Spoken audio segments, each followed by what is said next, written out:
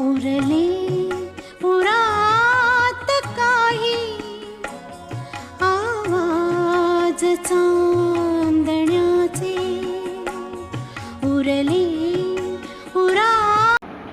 आज आम्ही आपल्यासमोर जो कार्यक्रम घेऊन आलो आहोत त्या कार्यक्रमाचं नावच आहे आशाय। किती छान नाव आहे ना। ह्याच्यामध्ये बरोबर तुम्ही आपण जे ओळखलं त्यांचीच गाणी असणार आहेत आशाताईंची। आशाताई म्हणजे संगीत कला क्षेत्र विश्वामधला एक अजरामर आवाज। या आवाजाला शांताबाई शेळके यांचे शब्द आणि श्रीधर फडके यांचे संगीत लाभले तर त्या गाण्यात आवाजाचं काय होतं। आशाताईंचे आवाज हा प्रासादिक स्वरातून साक्षात सरस्वतीचे आशीर्वादच आपल्या कार्यक्रमाला देत आहेत। नवे नवे त्या देत आहेत, पण आपणही मागितलं पाहिजे ना, कारण मागितल्याशिवाय काही मिळत नाही। त्यामुळे आपण त्यांचे आशीर्वाद मागूयात आणि त्यासाठी सरस्वती पूजनाने आपल्या समोर तन्मयी मेहेंदळे कुलकर्णी सादर करत आहे। ऐकूयात काय जय शारदे वागेश्वरी। जय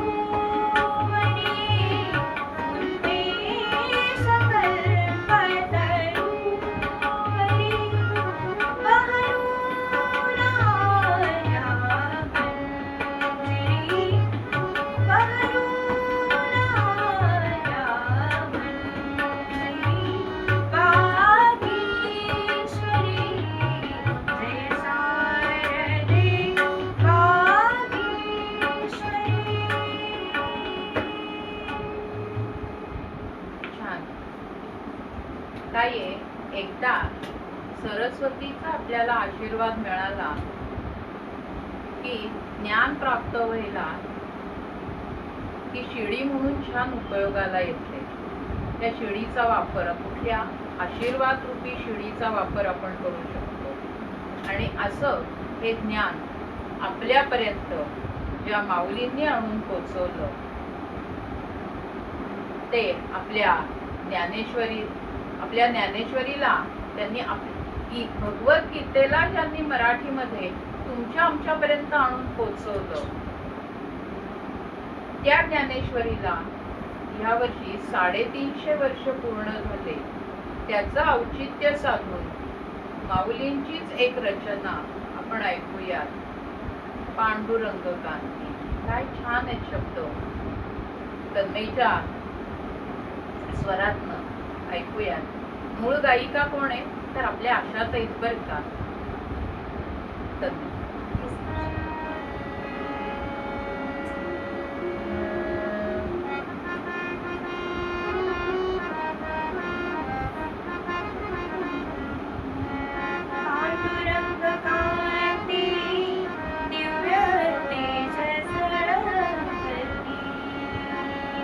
पांडुरंग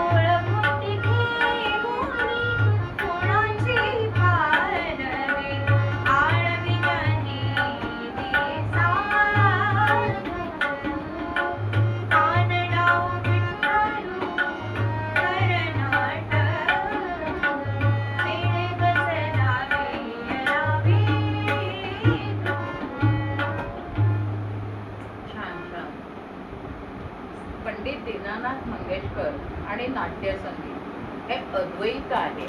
संगीत मानापमान नाटकातील आशाताईंनी गायलेले हंसध्वनी रागातील लोकप्रिय रचना आता ऐकूया. युवती मन. धन्यवाद.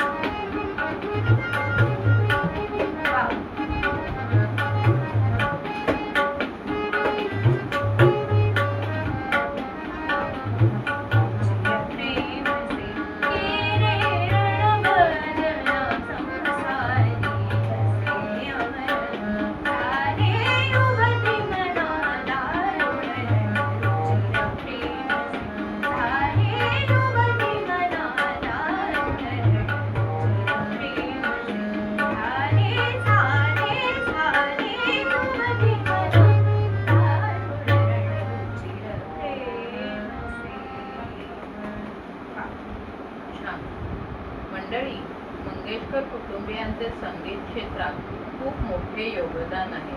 पंडित हृदयनाथ मंगेशकर संगीतकार असलेलं येऊ कशी प्रिया ह्या अल्बमसाठी आशाताईंनी गायलेलं सुरेश भटांचं एक गीत आता आम्ही आपल्यासमोर घेऊन येत आहोत. मी माझं हरकून बसले.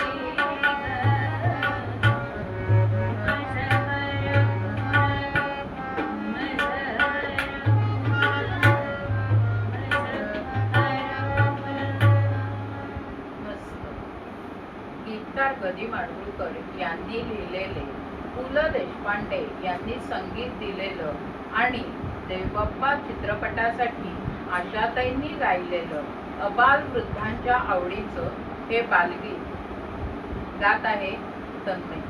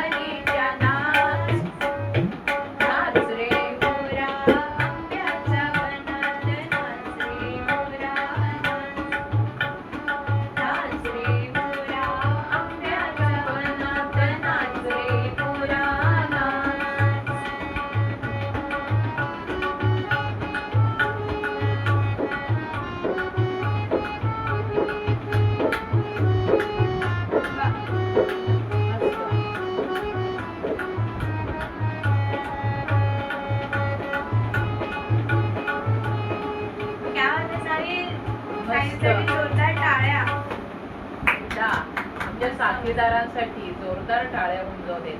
आधीचा तबल्याचा ठेका आणि आताचं साईचं वादन दोन्ही छान होतं, मंत्रमुग्ध करणार होतं. असाच मंत्रमुग्ध करणारा आशाताईंचा आवाज आणि त्यातील स्वरलगाव अतिशय धीर गंभीर, मनाला शांतता देणारा त्यांच्या केव्हा तरी पहाटे या गीतामधून हा स्वरानुभव आल्याशिवाय राहत नाही. ऐकूयात केव्हा तरी पहाटे, पण ऐकणार आत्ताच बर का. गातीये तन्मयी.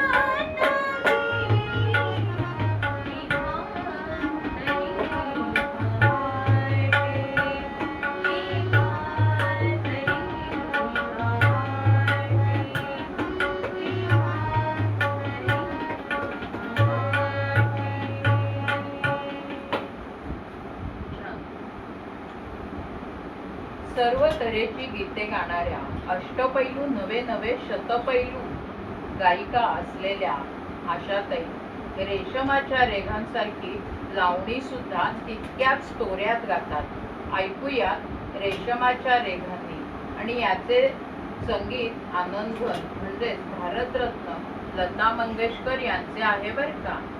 ऐकूयात. तन्मयी आपल्या पुढे सादर करत आहे रेशमाच्या रेघा.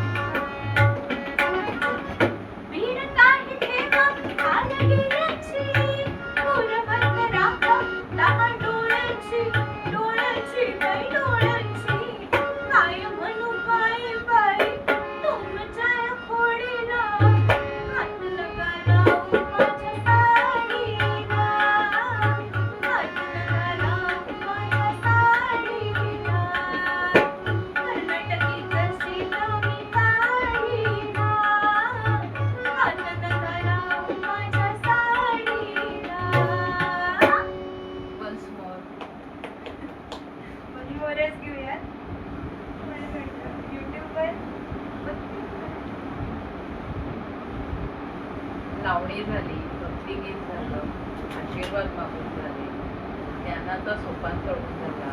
आता आणखीन एक बालगीतही झालं, पण आणखीन एक सगळ्यांच्या आवडीचा असलेला एक प्रकार राहिला, तो म्हणजे गझल.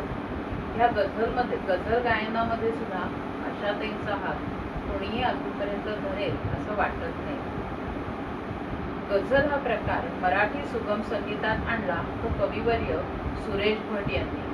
मनाची व्याकुळता, जीवनाचे वास्तव, स्वरांची आर्तता आणि तितकाच हळवा आशाताईंचा स्वर नकळत जगण्याचे बळ देऊन जाते हे गीत. ऐकूयात भोगले जे दुःख त्याला सुख म्हणावे लागले.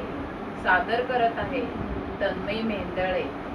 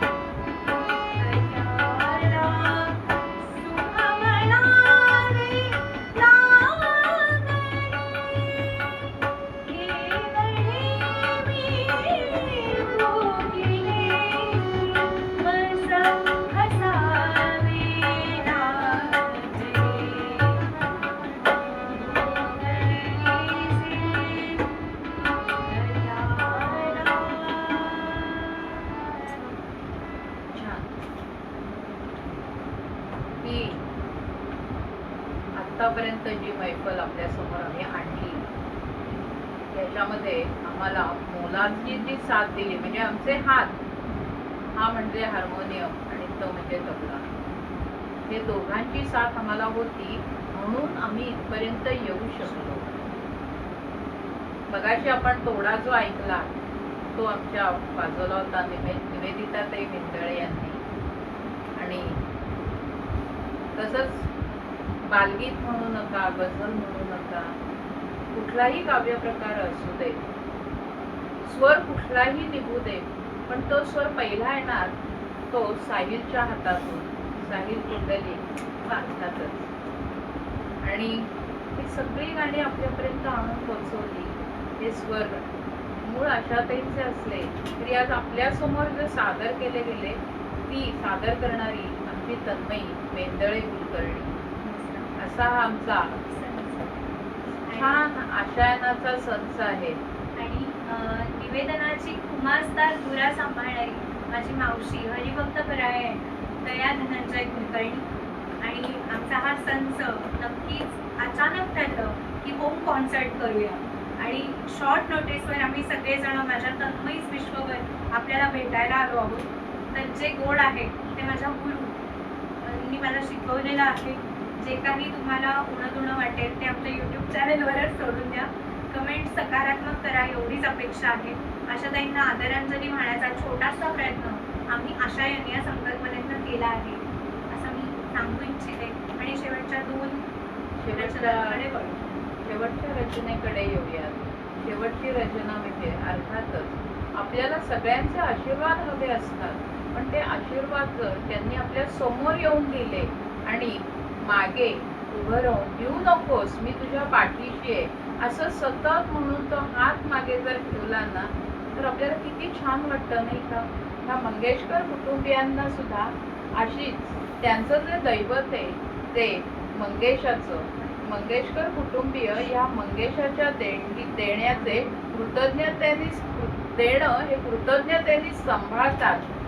आणि सांभाळत असताना संगीत सृष्टीवर नक्षत्रांचे देण्याची पाखरण करत राहिले आहे. त्यांच्या या देणगीचा मनोमन सन्मान करत आज आम्ही सुद्धा आपल्या मैफलीतलं हे शेवटचं पुष्प आशाताईंच्या चरणी समर्पित करताना म्हणत आहोत. मागे उभा मंगेश, पुढे उभा मंगेश, माझ्याकडे पाहतो